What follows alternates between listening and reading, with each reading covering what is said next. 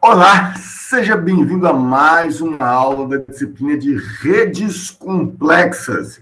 E hoje nós vamos trabalhar com os modelos de redes. Existem vários modelos de redes complexas que são grafos especiais com propriedades características que tentam modelar grandes e complexas redes. Então, hoje nós vamos ver três modelos de rede. O modelo de Erdős-Rényi, o modelo de Watts and Strogatz e o modelo de Barabasi. Então, cada um desses modelos eles têm características muito importantes e eles são aplicados na modelagem de fenômenos complexos, particularmente fenômenos sociais muito complexos. Então, sem maiores delongas, vamos começar com as redes aleatórias ou o modelo de Erdős-Rényi. O modelo de Erdős-Rényi, ou o modelo das redes aleatórias, são redes, grafos, que se formam. Então, eu já tenho um conjunto fixo de vértices, certo? E estou preocupado agora como que as conexões desses vértices são organizadas, ok?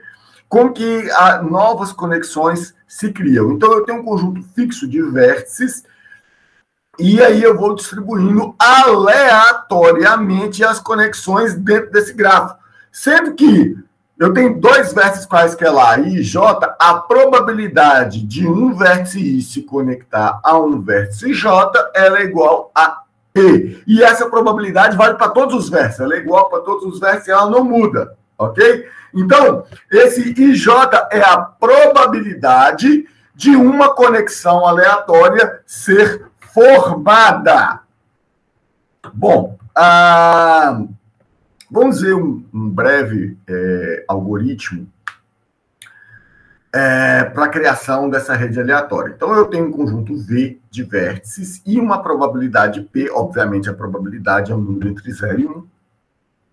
Eu começo com o meu conjunto das arestas vazias. Aí eu vou testar toda a conexão de vértices, né? Todas os possíveis pares de vértices, sendo que eu não vou ter autoarestas. Então, o J tem que ser diferente de I.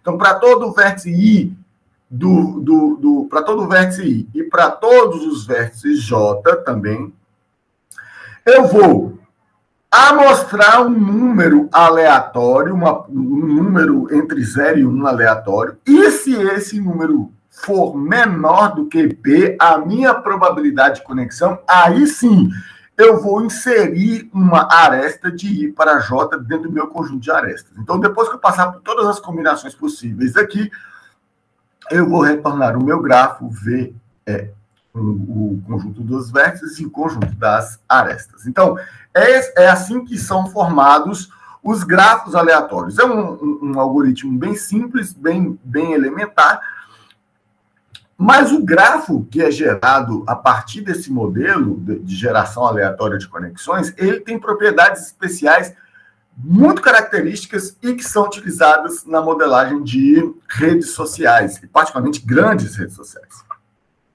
Então, vamos investigar aqui. Eu tenho o meu conjunto de vértices, que vai de A a H, e agora eu tenho uma probabilidade de 0,3. Então, se eu tenho aqui 3, 6, 7, 8 vértices, certo? Se eu pegar 0,3 vezes 8, aí vai dar alguma coisa entre 2 e 3, certo? É provável que cada uma desses vértices aqui tenha entre 2 e 3 conexões. Mas, assim, é o provável. Pode ter um vértice que não tenha nenhuma e pode ter um vértice que tenha 5, certo? Mas o valor médio das arestas vai ser entre 2 e 3. Então, vamos. Aleatoriamente, eu vou ligar o A com o E, o A com B, o B com G, o B com E, o C com A, o C com H, o D com F, o D com B. Aí eu chego No E, ele fez a ligação contrária, né? O A estava ligado com o E, agora o E está ligado com o A.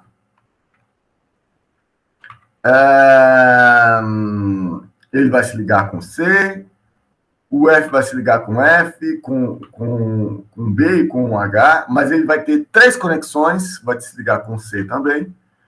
O G vai se ligar com o A, vai ter uma conexão só, e o H vai se ligar com o D, e pronto, está formado o nosso grafo. Então, qualquer característica desse grafo, as arestas, elas estão dispostas aleatoriamente. E aí, a probabilidade das conexões vai influenciar a quantidade de conexões de arestas que o meu grafo vai ter. Quanto menor essa probabilidade, menor cada um dos meus vértices estará conectado com os n-1 vértices restantes, ok? Então, a probabilidade, ela influencia diretamente no grau médio da rede. E é bom lembrar que os vértices, eles terão aproximadamente o mesmo grau médio, que vai ser muito próximo do grau médio. Então, ele varia um pouquinho para baixo e um pouquinho para cima, mas, em média, todos os vértices vão ter aproximadamente o mesmo grau. Então, essas são as características do grafo aleatório. Então, que grau é esse? Uma rede aleatória, GNP. GNP, gente, é como são conhecidos os grafos, as redes aleatórias. Então, uma rede aleatória GNP com N vértices e probabilidade de conexão P, ela vai ter um grau médio aproximadamente igual a K, tal que K é igual a probabilidade de conexão multiplicado pelo número de vértices menos 1. Então, quando a gente volta nesse grafo aqui, você vai ver que todos os vértices têm aproximadamente o mesmo número de conexões. Todos eles têm o mesmo grau muito parecido, certo? Que vai ser esse número, vai ser aproximadamente esse número K, que é a probabilidade multiplicado pelo número de vértices menos 1. Agora, é importante reiterar que isso é uma aproximação. O grafo ele é gerado aleatoriamente. Não vai ter rigorosamente todos os vértices vão ter um grau igual a K. K é o grau médio. Então, você pode imaginar que ele é uma distribuição normal, com média igual a K, e um desvio padrão que diminui quanto mais o número de vértices aumenta. Ok? Então, a partir dessa aproximação do grau médio desse grafo, eu consigo fazer uma aproximação da distância média. Olha só que interessante. A distância média dentro de um grafo, dentro de uma rede aleatória, NP, ela é aproximadamente o logaritmo de n, ou seja, o número de vértices, na base k, que é o grau médio. Ou seja, o tamanho médio do menor caminho entre dois vértices quaisquer numa rede aleatória é o logaritmo do número de vértices na base, utilizando como base o grau médio dos vértices. Por que essa fórmula é interessante? Nós vamos entender daqui a pouquinho quando a gente estiver falando sobre a teoria do muito pequeno. Mas essa aproximação, essa estimativa do caminho médio, ela é fundamental para a gente entender os processos de comunicação típicos de redes aleatórias. Ok? Então, gravem aí esse tamanho de caminho médio. É o logaritmo do número de vértices P, utilizando como base o grau médio dos vértices. Olha, o Herdot e Reni foram a dupla que publicou originalmente o trabalho, né, esse algoritmo de criação, os estudos sobre redes aleatórias. Aí eles concluíram nesses estudos que uma rede aleatória tem aproximadamente a mesma quantidade de conexões, ou seja, o grau médio de todos é praticamente igual, e todos quaisquer vértices dessa rede, eles têm exatamente a mesma probabilidade de se conectar com outra pessoa, independente da localização desse vértice dentro do grafo. Então, não existe um grafo que tenha mais prioridade para se conectar com qualquer outro, não existe um vértice que tenha mais prioridade para se conectar com outro vértice dentro da rede, ok? E a consequência imediata nisso é que há uma dinâmica muito forte de comunicação dentro de um grafo aleatório. Todos os vértices dentro da rede aleatória, eles estão conectados entre si por caminhos curtos. Qual que é o tamanho desse caminho? Ele é aproximadamente log de K, log N na base K. Então, você vai ver que o tamanho médio da distância, da menor distância entre os dois vértices, ele é um logaritmo do número de vértices. Então, ele é um número bem pequeno em relação ao número de arestas, desculpa, ao número de vértices do grafo. Agora, para a gente aprofundar mais esse conhecimento, antes da gente passar para o próximo grafo, vamos meter a mão na massa, vamos programar. Então, nossas importações aqui do NetworkX e outras coisinhas que vamos precisar aqui do Python. E nós vamos chamar aqui, lá dentro da biblioteca NetworkX, nós vamos chamar o método FastGNP Random Graph. Existe, gente, você não precisa chamar o FastGNP Random Graph, é porque ele é um algoritmo mais rápido, mas você pode chamar simplesmente o GNP Random Graph. O resultado vai ser basicamente o mesmo. Aqui eu estou falando que eu quero um grafo com 30 arestas, com 30 vértices e probabilidade de conexão de 0,1. Vou desenhar esse meu grafo aleatório aqui. Então, está aqui o meu grafo aleatório. Então, de cabeça, você já pode fazer. Se a minha probabilidade é 0,1 e eu tenho 30 vértices, o grau médio desse meu grafo será 0,1 vezes 30 menos 1, ou seja, 2,9. Então, esse é o valor teórico da distribuição de graus, do grau médio desta rede aleatória. Então, vamos pegar a distribuição de graus aqui e verificar qual que é o valor empírico. Olha, está aqui. Essa aqui é a distribuição de graus da minha rede. E aqui o valor médio está no 2. Ele está, como nós calculamos, há um valor entre 2 e 3. Ele aqui pegou no 2. Esse aqui é o valor médio da nossa rede. Se eu colocar um valor maior aqui, vamos colocar aqui um 300, certo?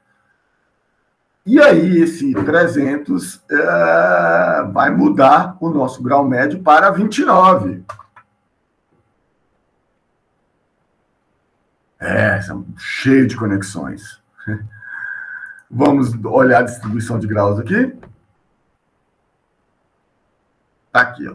Bateu aqui no 30. Arredondamento aí empírico. Olha a distribuição empírica dos graus aqui. E olhando o grau teórico, 29,9. 29,9, ou seja, ele ainda é bem mais próximo de 30 mesmo. Então, a distribuição empírica, né, a distribuição aqui do grafo mesmo, ela bateu com o valor teórico.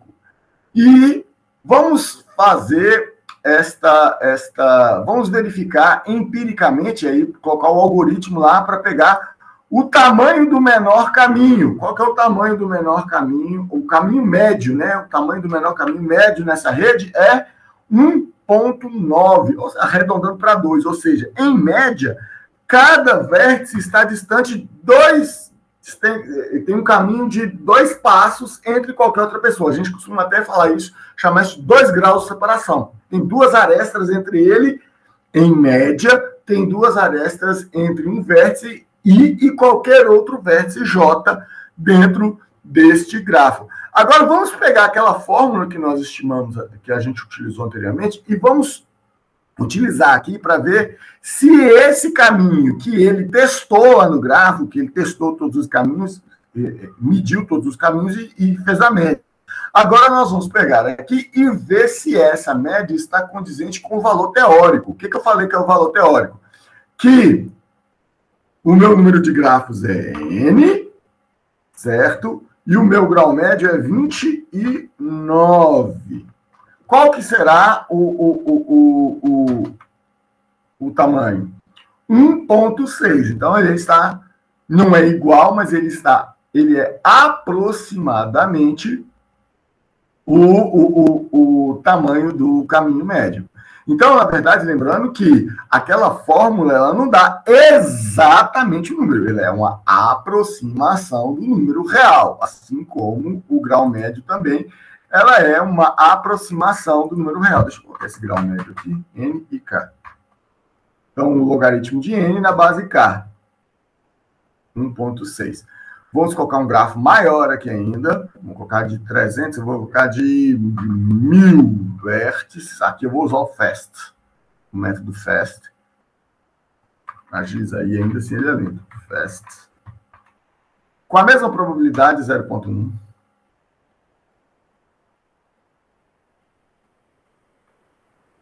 A distribuição de graus ela vai ficar cada vez mais normal. Aí, mas ela vai fazendo um formato de sino, né? Aí, obviamente, 0,1 de 1000 é 100, né? 10% de 1000 é 100. Então, tá aqui o valor médio, o grau médio, que corresponderá aproximadamente com o valor teórico. O menor caminho empírico é 1,9 e o menor caminho teórico é 1,5. Agora, vamos fazer um outro experimento aqui. Eu vou diminuir aqui para os 30 de novo, 30 vértices. Eu vou aumentar aqui a minha probabilidade para 3, para 30% ou 1/3. O grafo está muito mais denso. Vamos pegar aqui e comparar o 0,1 com o 0,3. Aumentei consideravelmente a quantidade de conexões dentro do meu grafo. E isso aí vai ter um impacto direto na distribuição de graus. Né? Aqui, a minha distribuição, o valor médio é 9, é óbvio, porque 0,3 vezes 30 vai dar 9. Aqui. Arredondando para 9.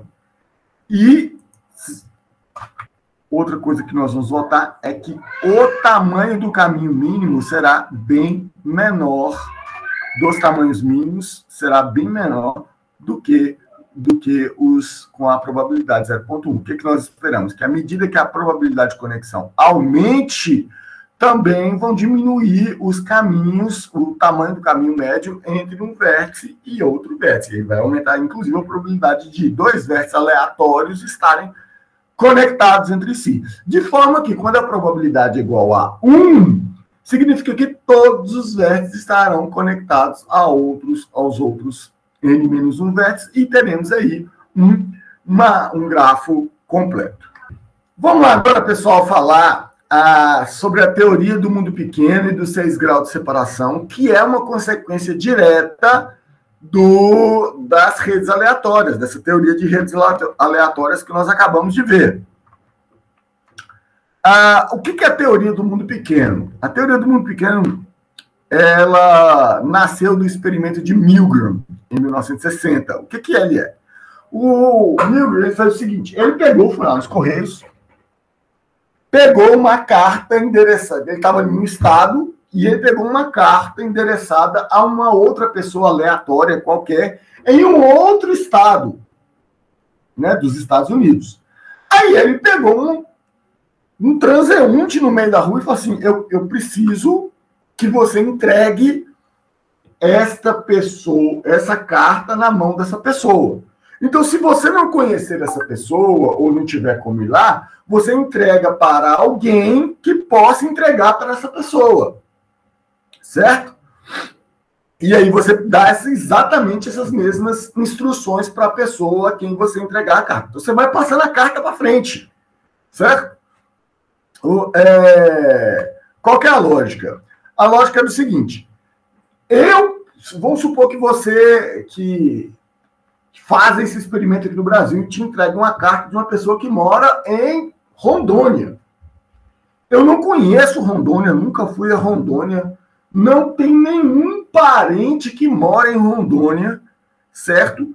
Mas, curiosamente, eu posso ter um amigo que está trabalhando em Rondônia, certo? Ou não, que não esteja trabalhando em Rondônia. Eu posso ter um amigo que trabalha viajando. Aí você, cara, você que trabalha viajando, você é a pessoa que mais provavelmente entregaria essa carta, porque você vai chegar lá perto, ou nas suas viagens você pode conhecer alguém que tem parentes lá, que tem amigos lá, e você passa e pede ele para passar para frente. Então, o que acontece?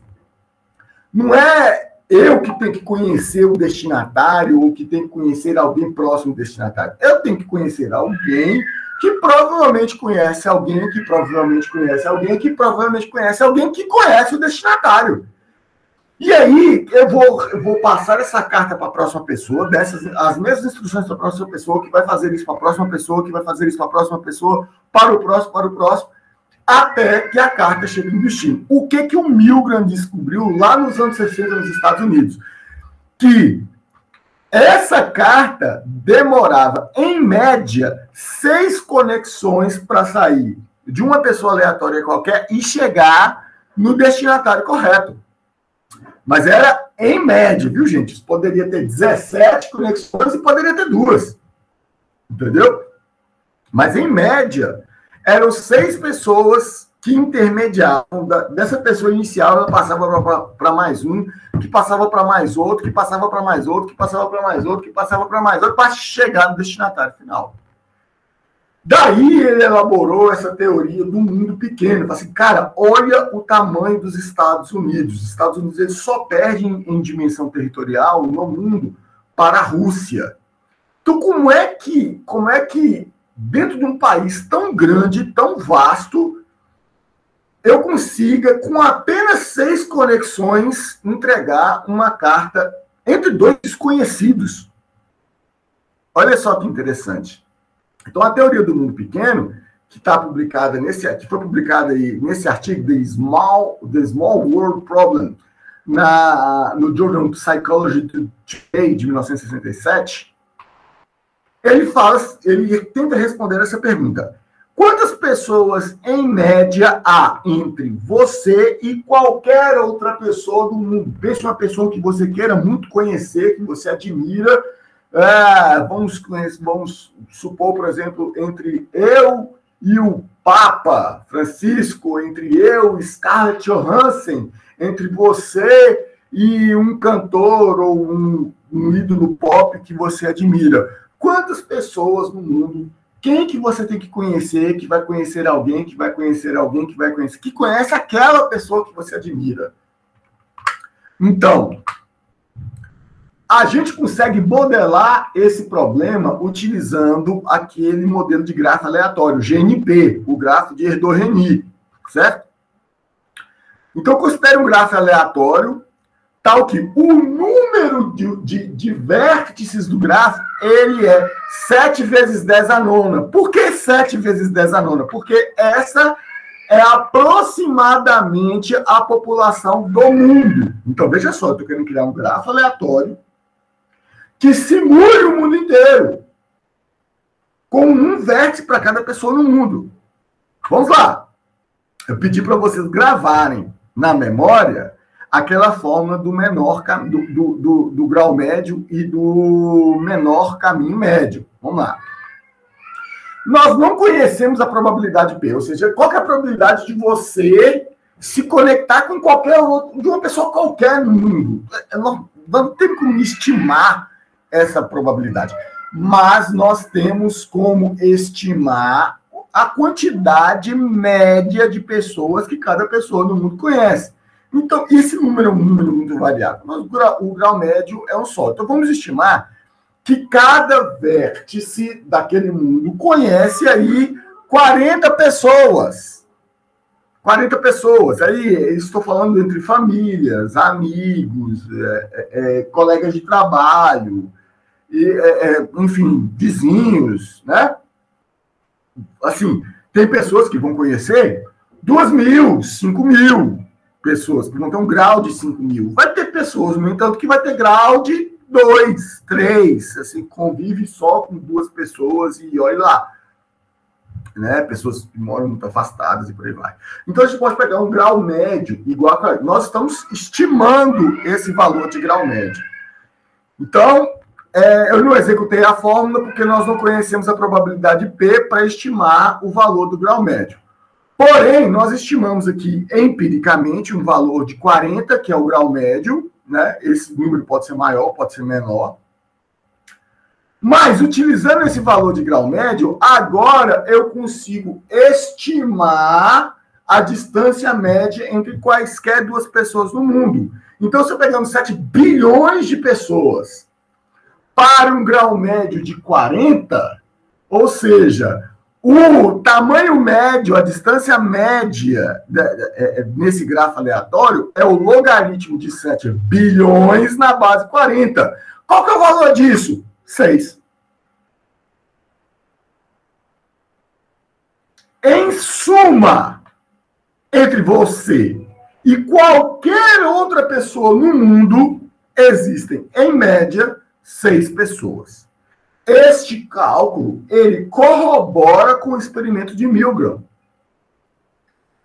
E ele diz que entre quaisquer pessoas no mundo, você e o presidente dos Estados Unidos, você e aquele maluco lá da Rússia, o Vladimir Putin, existem 6 pessoas. Você conhece alguém que conhece alguém que conhece alguém que conhece alguém que conhece, que tem contato com aquela pessoa. Aí, gente, é importante, quando a gente fala uma coisa assim tão arbitrária, é exatamente igual a 6.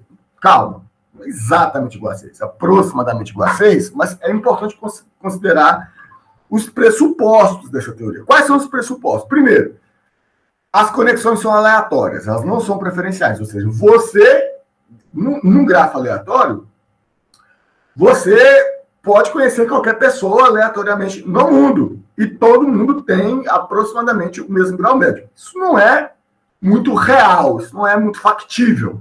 Beleza? Primeiro, essa não é considerada o grafo aleatório é uma rede não direcionada. Ou seja, quando você tem uma aresta entre 2 vértices, significa que um conhece o outro. E isso não é realidade na sociedade, entendeu? Às vezes você tem relações de hierarquia, que você tem contato com uma pessoa, você reporta ela, mas ela não se reporta a você, entendeu? Essas relações de hierarquia são muito presentes na nossa rede. E, por fim, ele considera conexões, mas não considera a importância e o peso da conexão, que é uma coisa muito importante também na sociedade real. Ademais, tem aquele outro problema. Ele só considera os caminhos de tamanho mínimo, que é outra coisa que nós sabemos que na sociedade real, as pessoas nem sempre elas pegam o menor caminho. A comunicação nem sempre transita pelo menor caminho. Às vezes ela só consegue ser completada pelo caminho mais longo. Isso é uma coisa que acontece nas redes sociais normais, certo? Então, para modelar uma sociedade, a sociedade tal como nós conhecemos, esses pressupostos lá do grafo aleatório, eles parecem ser irreais, então eles não parecem refletir uma sociedade real. Porém, no entanto, todavia, essa teoria ela já foi corroborada por inúmeras evidências empíricas. Eles já pegaram dados lá do Facebook, do Twitter, de outras redes sociais, fizeram uma medição e falaram assim, cara, realmente, realmente faz sentido, entendeu? A gente sabe também, no entanto, que essas redes sociais nem sempre refletem a sociedade real, certo? A sociedade física. Perfeito? Mas, se você pegar pelo critério das redes sociais digitais, esse número de 6, inclusive, ele está diminuindo. À medida que as redes sociais vão avançando, que aí vem o fenômeno da planificação do mundo. Gente, não vai defender que a Terra é plana, pelo amor de Deus. Quando a gente fala da planificação do mundo, são umas teorias recentes que falam assim, olha, a internet quebrou as barreiras geográficas e agora o mundo ele é plano. É tudo uma pequena aldeia global que todo mundo se conhece. E a teoria do mundo pequeno, ela prova isso, que entre quaisquer duas pessoas do mundo, que no mundo físico é aproximadamente 6, mas no mundo digital esse número já caiu muito, está entre 3 e 4 hoje em dia. Então, alguns exemplos interessantes dessa teoria do mundo pequeno, do 6 graus de separação. O primeiro deles é o número de Herdot. É engraçado que esse gráfico de Herdot-Remy, Herdot e Remy, o Paul Herdot e alguma coisa Remy, esqueci, eles são matemáticos muito famosos. Essa é apenas uma das teorias, um dos trabalhos deles. E particularmente o Paul Herdot, ele foi um matemático muito prolífico. O cara publicou muitos trabalhos científicos e ele colaborou, ele fez esse trabalho com muitos matemáticos ao redor do mundo. Ele era um cara que adorava viajar e ir para outras universidades ao redor do mundo, e naquela universidade ele sempre produzia algum artigo científico com algum outro matemático, ou então se correspondia com matemáticos ao redor do mundo e produzia com eles. Aí acabou que ele, além de ter um número gigantesco de publicações científicas, ele é um cara que tinha uma rede de contatos muito grande. E aí os outros matemáticos resolveram brincar com isso e criaram o número de Herdot. O número de Herdot, ele mede a distância de um matemático qualquer com algum dos matemáticos que foi colaborador do Paul Herdot. Então, geralmente, esse número é um número pequeno. Se você pegar algum matemático aqui no Brasil, ele vai ter um contato com algum outro matemático que teve contato com algum outro matemático que foi colaborador do Paul Herdot. Então, geralmente, esse número, o número de Herdot, ele costuma ser um número pequeno, só para você ter noção do tanto que o Paul Herdot foi um matemático prolífico e colaborativo. Agora, é só os matemáticos que fazem isso? Não, gente. Tem uma coisa muito interessante que é o oráculo de Bacon. Quando a gente fala de oráculo de Bacon, eu não estou falando do Bacon comida. Não, eu estou falando de Kevin Bacon, o ator. Kevin Bacon, o ator. Ele também ele é um ator muito prolífico, gente. E é muito interessante que eles fizeram um estudo e falaram assim, olha, todo ator em Hollywood, fora de Hollywood, ele tem uma conexão próxima com Kevin Bacon. Vamos pensar em um ator brasileiro, uma atriz brasileira. Vamos lá. Fernanda Montenegro. Fernanda Montenegro. Será que ela conhece alguém que já trabalhou com Kevin Bacon? Vamos achar essa conexão. Opa! Fernanda Montenegro já trabalhou com Benjamin Bratt no filme Amor em Tempos de Cólera, e Benjamin Bratt já trabalhou com Kevin Bacon no filme The Woodsman. O The Woodsman é o madeireiro, né? Ou seja, Fernanda Montenegro tem 2 graus de separação com Kevin Bacon. Ela tem um Bacon number, né? O número de Bacon, igual a 2.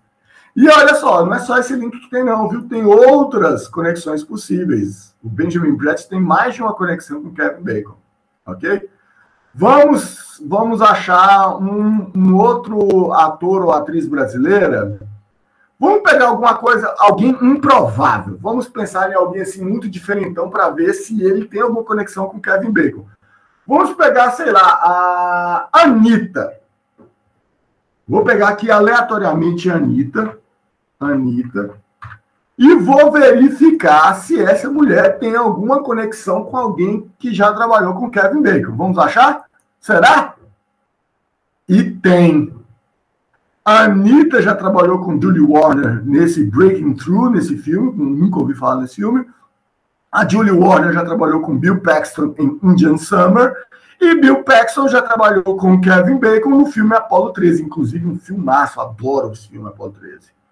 Então, olha só, cara, a Anitta tem um número de Bacon igual a 3. Então, o oráculo de Bacon, assim como o número de Herdô, eles são algumas das evidências do fenômeno do mundo pequeno, ok? Que às vezes, assim, um mundo tão grande, com tantas conexões, os caminhos entre as pessoas, eles são curtos, eles são pequenos. Então, você pode ter uma conexão inesperada com alguém famoso e com uma distância bem pequena. Uma curiosidade muito interessante, por exemplo, eu sou fã da banda Sepultura. Sou fãzaço da banda Sepultura. Ah, tudo bem. A banda Sepultura é uma banda meio paulista e meio mineira. Só que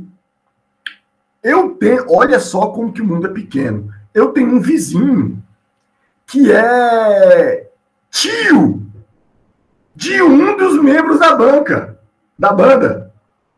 Inclusive, eles falam, tem uma entrevista que eles falam que é muito engraçada, que num dos primeiros shows do Sepultura, isso lá na década de 80, o cara ele não pôde ir, se eu não me engano, o baterista? Acho que é o baterista, era o baterista. Enfim. Ele não pôde ir porque ele estava visitando os parentes dele em Montes Claros, cara. Isso tem um documentário do Sepultura. Esse cara é meu vizinho. Então, o mundo é tão pequeno que entre eu e uma banda que eu curto pra caramba, eu tenho um grau de separação 2. E, pense aí, a Sepultura é uma das maiores bandas de heavy metal do mundo. Ela tem conexões com Metallica, com todas as outras grandes bandas do heavy metal do mundo. Significa que o meu grau de separação com todas essas bandas também é pequeno, deve ser 3 ou 4 no máximo. Cara, o mundo é um lugar assustadoramente pequeno. A gente viu que as redes aleatórias, elas, embora o efeito global da rede ele tenha proximidade com os efeitos de conexão no mundo real, e o desenho da rede ele não é muito real, ele não é muito parecido com a sociedade real, física. Então, para corrigir esse problema, o Watts e o Strogast, eles propuseram um novo tipo de rede aleatória, que são as redes localizadas ou redes de mundo pequeno. Então, o que são essas redes? O que é esse modelo do Watts e do Strogast? Ele vai atacar aqueles pressupostos das redes aleatórias que não casam bem com a realidade das redes sociais no mundo físico, entendeu? Então, principalmente quando você olha a sociedade física, a sociedade real, ela tem algumas restrições, ela tem alguns condicionadores. O principal deles é a localização geográfica. As pessoas tendem a ter fortes conexões com pessoas que estão na mesma região geográfica. E à medida que essa distância geográfica vai crescendo, o número de conexões também cai bastante. Então, a rede aleatória do modelo de Herdô-Remy, ele não considera, por exemplo, a proximidade das conexões. Eu poder ligar 2 versos aleatoriamente, independente da localização deles. Já o modelo de Watts e Strogast, ele dá preferência, não. Ele força com que os vértices eles estejam conectados com seus vizinhos mais próximos, com uma grande probabilidade depois que eles vão estar conectados e com a frequência muito menor, com arestas geograficamente distantes. Então, isso também reflete os laços de família, os laços profissionais, os laços de amizade e tal. Então, o modelo das redes localizadas, ou o modelo de mundo pequeno,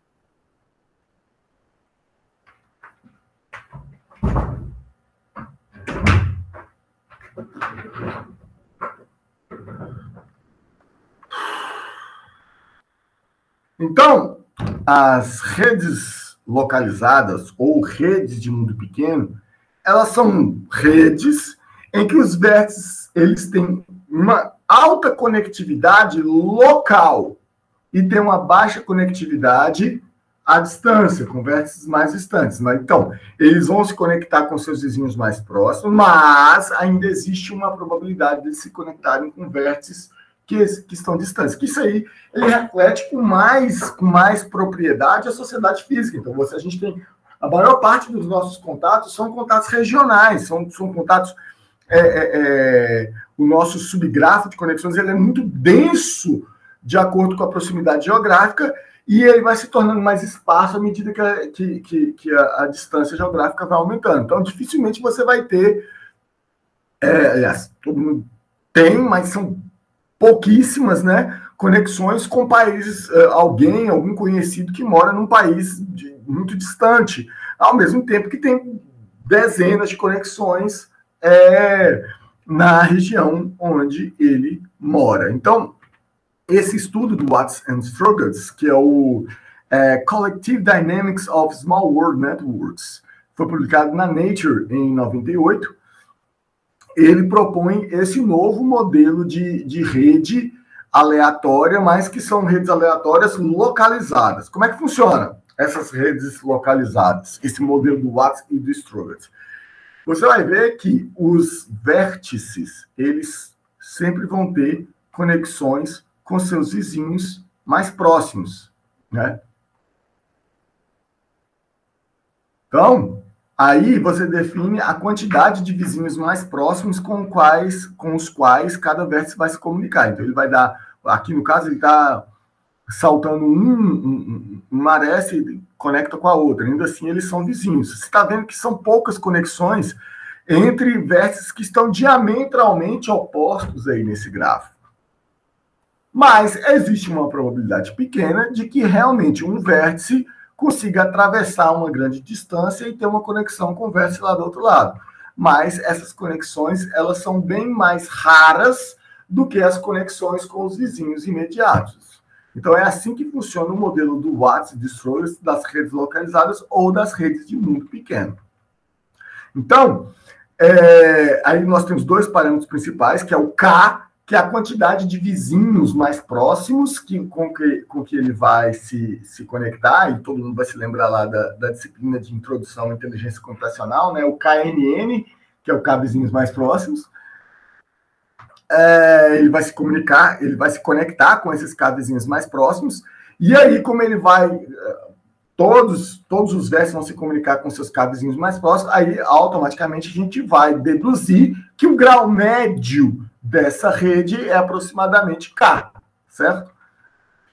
Fora dos K vizinhos mais próximos, há uma probabilidade P de que ele vai se comunicar com qualquer outro vértice aleatoriamente dentro da rede. Então, isso aqui é um modelo muito mais próximo muito mais próximo da sociedade real do que o grafo aleatório, o GNP. Só que quanto maior é o valor de K, ou seja, maior o número de vizinhos mais próximos, maior o grau médio aproximado, mais próximo de comportamento esse grafo vai chegar do GNP, que é o grafo puramente aleatório.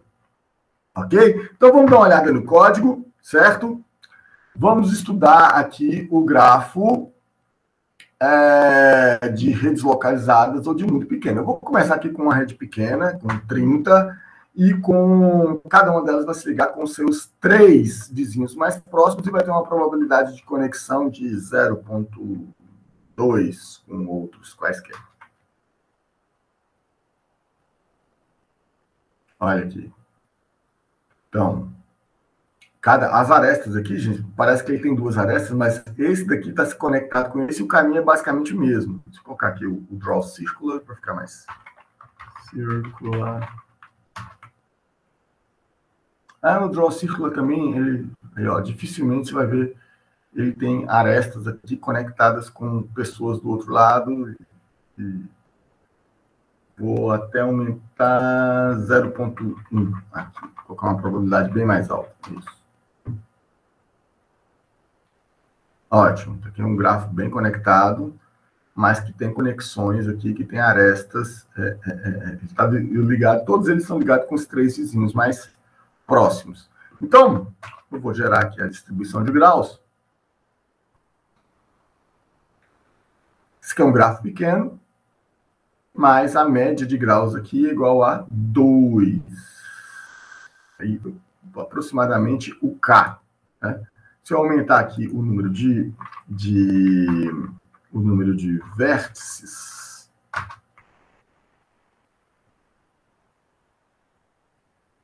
aí você vai ver que aqui o gráfico está muito pequeno, né? Mas aí as arestas dos vizinhos estão aqui. E aqui estão as arestas fora dos vizinhos mais próximos, cruzando distâncias grandes. Então, esse aqui é o gráfico de Watt-Strugers. Vamos dar uma olhada aqui na distribuição de graus. É o grau médio e alguns pequenos desvios aqui do grau médio que são referentes a essas conexões aleatórias. Agora, independente dessa questão aqui, se você olhar o tamanho do caminho médio desse gráfico, o que foi que aconteceu? O graph is not connected. Ele tem alguma componente desconectada aqui. Deixa eu gerar um outro gráfico. Se vai estar. Se esse vai ser conectado. Eu coloquei as probabilidades ali, ó. Caminho médio 19, certo? Se eu coloco quantas foram as 100? 100 e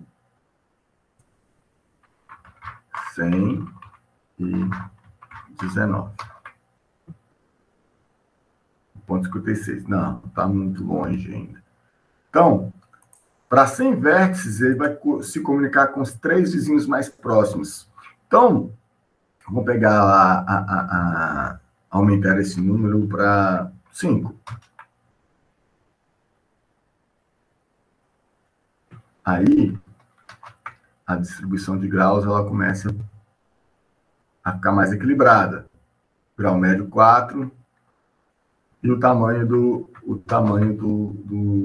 dos caminhos médios vai diminuir. Já diminuiu de 19 para 4, certo? Vou colocar aqui, sei lá, 6. Está se comunicando com os seus 6 vizinhos mais próximos.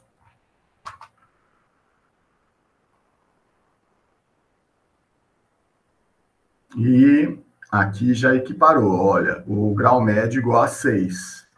Qual que é o tamanho do menor caminho? 3,5. Uma média de 3 pessoas entre cada um dessas 100 aqui. Então, 6, 100, grau médio 6, 2,5. Ela vai aproximando.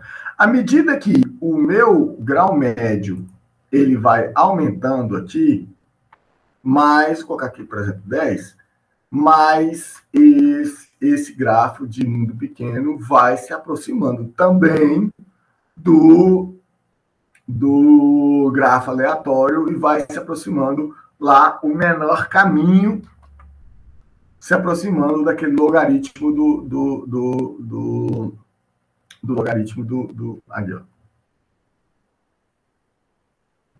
10. E lembrando que essa conta aqui do logaritmo de n na base k é do grafo aleatório, certo? E nós estamos vendo que esses valores, esse aqui que é do grafo aleatório, ele está aproximando com o menor caminho empírico à medida que o meu K cresce, que o número de vizinhos cresce. Então, o que acontece? Quanto mais o valor médio de K aumenta, mais a minha distribuição de graus, vou colocar 1000 aqui, vou colocar, sei lá, 40, 30. Manter aquela probabilidade ali. Um gráfico bem denso. Aí é uma distribuição bem normal dos graus, com a média aqui, em 30, a média não está dando exatamente o K, não. Mas, não, está dando exatamente 30, aproximadamente 30 também. Desculpa, 30. A média bateu no 30 certinho. Vamos ver qual que é o tamanho do caminho médio. 2,7, e o tamanho do caminho médio teórico, 2 pontos.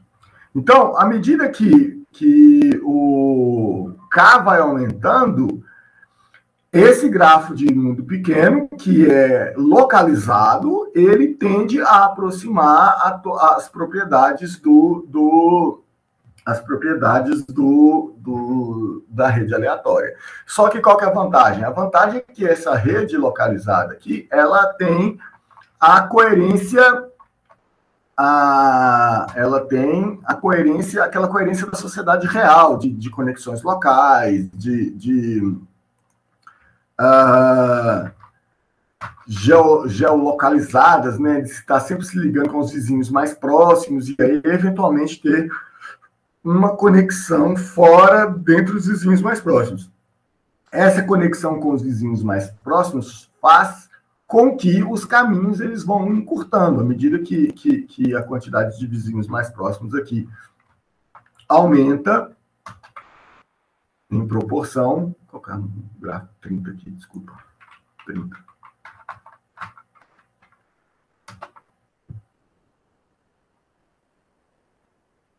Pronto, então aqui eu tenho 5 conexões com 5 vizinhos mais próximos, e aqui as conexões aleatórias que são independentes da vizinhança, ok? Esse gráfico ficou bem ilustrativo. E aí nós temos a média de graus é igual a 4, que ainda não tem escala suficiente para aproximar, mas, ainda assim, o caminho médio entre quaisquer 2 vértices é muito curto. Né? Entre 2 e 3 vértices, os caminhos são entre 2 e 3 vértices para chegar em qualquer outro vértice, na média. E aí, a aproximação aqui ainda não estará muito boa.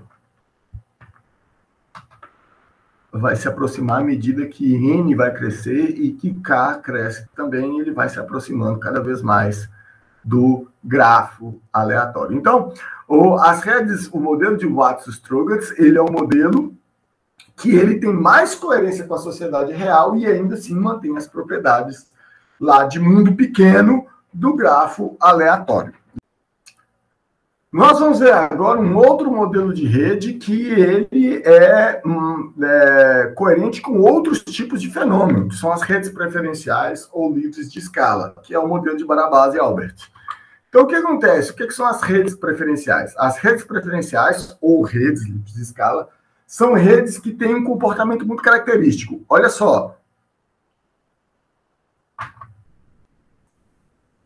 Quanto maior o grau de um vértice, maior será a probabilidade dele se conectar com outros vértices. Isso, em português, quer dizer o seguinte. Quando a rede está aumentando de tamanho, vamos fazer um algoritmo aqui que a cada momento você começa com uma rede aleatória pequena. Tá? 5 vértices e conexões aleatórias entre esses vértices. Ok? Algumas poucas conexões. Então, a cada momento, você vai acrescentar um novo vértice a essa rede. Qual que é a probabilidade? Então, qual que é a probabilidade desse novo vértice que é inserido se conectar com qualquer um outro vértice que está lá na rede? A probabilidade é que os vértices que têm maior grau têm uma probabilidade maior de ter uma conexão com esse vértice novo do que os que têm o menor grau. Então, isso é interessante, Esse é o estudo do Barabás e do Albert, Emergence of Scaling in Random Networks, publicado na Science em 99, que demonstra o fenômeno do Rich Get Richer. O que é isso, Rich Get Richer? Isso é o fenômeno daquele que os ricos tendem a ficar cada vez mais ricos e os pobres tendem a ficar cada vez mais pobres. No caso lá das redes sociais, é o seguinte, você pode interpretar o grau de cada vértice como a sua influência e a popularidade. E nisso posto, os vértices que já são populares, que já têm um grau muito alto, eles tendem a ficar cada vez mais populares, aumentar ainda mais o grau. E os vértices que têm um grau baixo ou que são pouco populares, eles tendem a permanecer como estão. Ou seja, a rede preferencial, ela vai pegar os atores mais destacados, os vértices de maior centralidade, os vértices de maior importância, e quando chegam novos vértices nessa rede, esses vértices tendem a ganhar a conexão em comparação aos outros de menor importância, né? Então, que tipo de rede que funciona assim? Por exemplo, as redes centralizadas, quando você tem um vértice que tem um grau muito alto e outros que tem graus mais baixos. Até as redes descentralizadas, você tem 2 vértices ou 3 vértices que concentram todas as conexões e os outros vértices têm graus bem mais baixos. E estruturas hierárquicas dentro de empresas, redes sociais hierárquicas, né, que têm estruturas de hierarquia.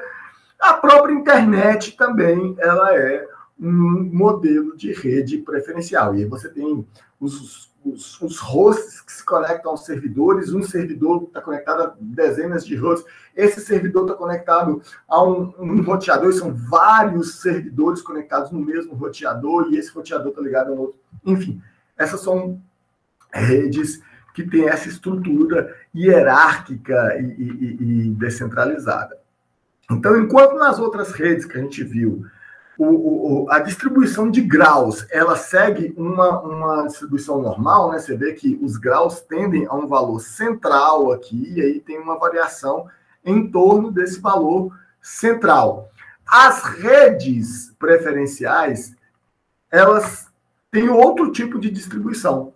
A distribuição de graus dela segue uma lei de potência, uma distribuição exponencial. O que é uma distribuição exponencial? A distribuição exponencial, ela é toda concentrada aqui no início. Olha só, você vai ver que a frequência é muito alta de vértices que possuem um grau baixo. E, ao mesmo tempo, você tem uma frequência muito baixa de vértices que têm um grau muito mais alto. Então, você pode deduzir isso por esta fórmula. Então, tomamos que x aqui é o grau, certo? A probabilidade do grau, ele é a potência inversa do seu valor. Então, ou seja, quanto maior for o grau, menor a probabilidade dele. E quanto maior for o grau, menor a probabilidade dele. E quanto menor for o grau, maior a probabilidade dele. É o que a gente chama de distribuição de cauda longa. Então, você vê a cauda da distribuição vai lá na frente. A frequência de vértices que tem esses graus altíssimos é muito pequena. Eles são poucos vértices que concentram uma quantidade de conexões muito grande, enquanto a maior parte dos vértices tem um grau muito mais baixo, tem um número muito menor de conexões, e essas conexões geralmente vão para os vértices de maior grau. Então, isso também é conhecido como a lei de Pareto, a lei do 20-80. O que quer dizer isso? Olha, 20%, vou voltar aqui no negócio, 20% dos graus concentra 80% das arestas. E aí você tem o contrário. Você tem 80% desses graus aqui concentram 20% das arestas. Você tem 20% das arestas tem um grau altíssimo e 80% tem um grau mais baixo. Então, é isso que é a lei de Pareto, a lei do 20-80. Então, essa lei de Pareto é uma lei de potência empírica que explica o funcionamento das redes preferenciais. Então, você vai ver que na distribuição de graus, ela vai tomar esse formato aqui, o formato de uma distribuição de cauda longa, de uma distribuição exponencial, que diz que alguns poucos vértices vão ter um grau muito alto e a maioria dos vértices vão ter graus baixos. Né? Então, a probabilidade de qualquer vértice se conectar a um outro vértice é o grau daquele vértice dividido pela soma dos graus de todos os vértices. Aí, obviamente, os que tiverem um grau maior vão ter uma probabilidade maior. E é por isso que eles são chamados de conexões preferenciais. Quanto maior o grau, maior a probabilidade de uma nova conexão. Ele vai ser a conexão preferencial dos vértices que vão chegar. O algoritmo, então, é muito simples. Você começa com um grafo inicial aleatório e vai acrescentando novos vértices. Para cada novo vértice que você vai entrar, você vai criar C novas conexões. Então, C é o número de novas conexões. Só que aí você tem que escolher C vértices, né? Para poder fazer a conexão com esse C vértice J, para fazer conexão com esse novo vértice I. E aí, como é que você vai escolher esse C vértice? Você vai escolher aleatoriamente e, obviamente, aqueles que têm maior probabilidade, eles vão ser escolhidos com mais frequência. Daí, escolhido aleatório, você insere um novo vértice IJ aqui no conjunto dos vértices. Então, esse aqui é um exemplo de rede preferencial. Você tem o nó central, você tem os nós descentralizados aqui, e você tem os nós periféricos. Então, você vai ver que você tem um vértice de grau 7, que é o C. Você tem dois vértices de grau 3. São esse e grau 3. São só dois, mas tá certo? De grau 2 você tem 5 e de grau 1 você tem 7. Então, olha só. O grau 1 você tem uma quantidade muito grande, 7. De grau 2 você tem 5. De grau 3 você tem 2. De grau 7 você tem 1. Ela vai diminuindo. Então, essa é a lógica da rede preferencial, da rede de escala, ou do modelo de Barabasi e Albert. Ok? Obviamente que aí o grau médio desse gráfico vai ser aproximadamente C, ou seja, aquele número de novas conexões quando você está criando o gráfico. E o tamanho do caminho médio é o logaritmo do número de arestas dividido pelo logaritmo do número de arestas. Também é uma rede que tem caminhos muito curtos, caminhos que têm essa noção de mundo pequeno, ou seja, os caminhos entre você e qualquer outro vértice da rede, até porque ela é uma rede centralizada e descentralizada, e geralmente os caminhos em redes centralizadas e descentralizadas, eles são menores do que nas outras redes, que são redes mais distribuídas. Ok? Perdeu a memória. Então, eu vou lá nas redes preferenciais ou livres de escala. Aí eu vou criar, primeiramente, um gráfico pequeno com o valor de C, porque C, para ficar mais claro, C igual a, sei lá, 3. Aí ele vai desenhar um gráfico de Barabasi e Albert aqui para a gente. Então, tá aqui. Você vê que tem uns vértices aqui que tem muitas conexões e aqui estão os vértices mais periféricos, com poucas conexões. E, geralmente, essas conexões ligadas com outros vértices de grau maior. Vamos aumentar isso aqui para... Vou colocar aqui 50. E vou deixar aqui no 5. Aí o gráfico ficou muito mais denso e os vértices centrais com graus maiores. Vamos dar uma olhada aqui na distribuição de graus desse... Você vê que claramente uma distribuição exponencial. Você tem que ter uma grande massa de vértices, 25 vértices aqui, que tem o grau entre 5 e 6 aqui. Aí você vai diminuindo 15 graus com vértice 10, e aí poucos vértices com graus mais altos. Vou voltar naquele gráfico anterior que a gente estava, que era de 30 C3. Vamos ver a distribuição de graus. Basicamente exponencial também. E o tamanho dos menores caminhos, 2, vamos naquele gráfico lá com 50 e com C igual a 5. Pronto. Tamanho mínimo 1.9. Agora, isso não tem muita graça, vamos colocar aqui 1000 logo da vez. E aí, cada novo vértice vai se conectar a 3 outros. Aí nós pegamos um caso bem elástico, né? Vai ficar uma coisa ruim de visualizar aqui, porque tem muitos vértices. Não dá nem para ver as arestas direito. Mas o que nos interessa nele aqui é a distribuição de graus. Olha só.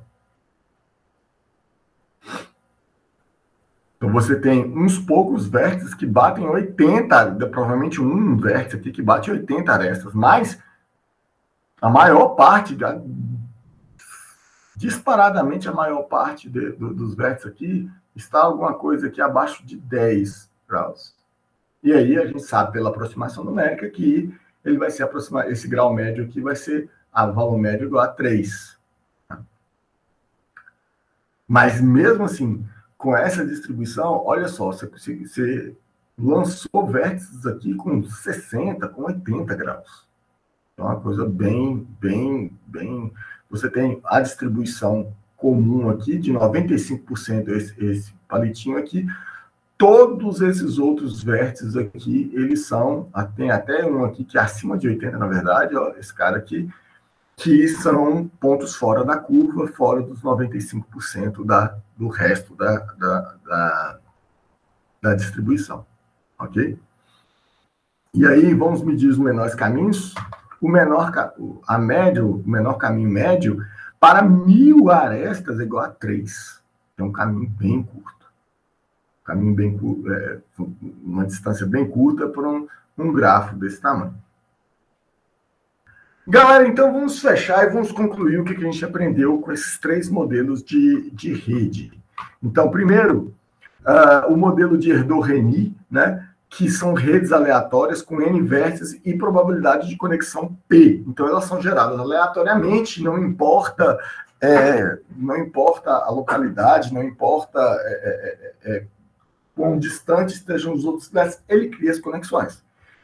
O modelo de Watts-Strugers, ele já é um modelo pensado numa sociedade real, que é um modelo de rede muito pequeno. Então, as conexões são todas entre os cabezinhos mais próximos e, ocasionalmente, tem uma conexão entre 2 vértices muito distantes. Ele corrigiu ela trouxe o modelo de Erdős-Rényi mais próximo para aquilo que é a sociedade real. Por outro lado, o modelo de Barabás e de Albert, das redes preferenciais, elas simulam essas situações, essas organizações, essas redes complexas, onde existem estruturas hierárquicas ou estruturas de preferência, igual no mundo real, né? De popularidade e por aí vai. O que é interessante em todas essas redes é o efeito do mundo pequeno, né? Que o formato dessas redes, as conexões, elas interferem nos fluxos de conexão e criam o efeito de mundo pequeno, ou seja, independente da quantidade da escala, do tamanho, o número de vértices, que pode ser de milhares até bilhões, os caminhos mais curtos de comunicação, eles são pequenos, entendeu? Então, o diâmetro da rede, ele é pequeno porque na verdade, o raio da rede ele é pequeno, porque as pessoas têm caminhos curtos de comunicação. Ok? No mais, gente, vou colocar aqui para a gente brincar, esse site Movie Galaxies. Esse Movie Galaxies, ele é um site interessante porque ele tem redes, né? E dá para você brincar aqui no navegador de filmes, ok? Social Networks in Movies. Então, vamos pegar aqui, por exemplo, Lord of the Rings, vocês já estão cansados. Aí, esses aqui são os filmes mais... Eu vou pegar Guerra nas Estrelas, Star Wars. Ele está desenhando aqui, aí tem a rede dos personagens, e aí você pode colocar o mouse em cima, ele vai te falar qual que é o grau daquele vértice, a centralidade de intermediação, a centralidade de proximidade. Só que, infelizmente, esses valores não estão normalizados, né? Ele vai te falar qual que é a centralidade, grupo, PageRank.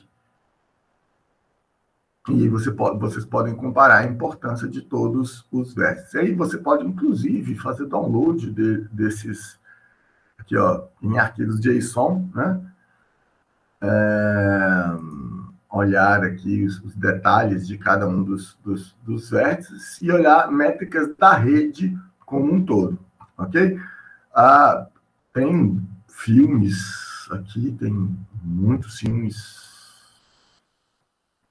Aqui está falando os mais acessados, mas se você colocar Show More Movies aqui, ele vai te mostrar uma lista gigantesca de filmes ao longo do tempo aqui, ok? São 26 páginas aqui, com muitos filmes. E aí dá para a gente fazer algumas análises de brincadeira mesmo em cima de alguns filmes que a gente conhece, entender e explorar mais os conceitos de redes sociais. Bom, pessoal, por hoje é só. Na nossa próxima aula, nós vamos trabalhar com métricas para avaliar a rede como um todo. Lembrando que nós já trabalhamos com as métricas para avaliar vértices e arestas dentro da rede. Agora nós vamos pegar e vamos tentar pegar uma grande rede e sintetizar, gerar algumas métricas, algumas estatísticas que sintetizem as principais características dessa rede. Ok? Então, vejo vocês na nossa próxima aula, espero que vocês tenham gostado, e qualquer dúvida é só entrar em contato. Um abraço!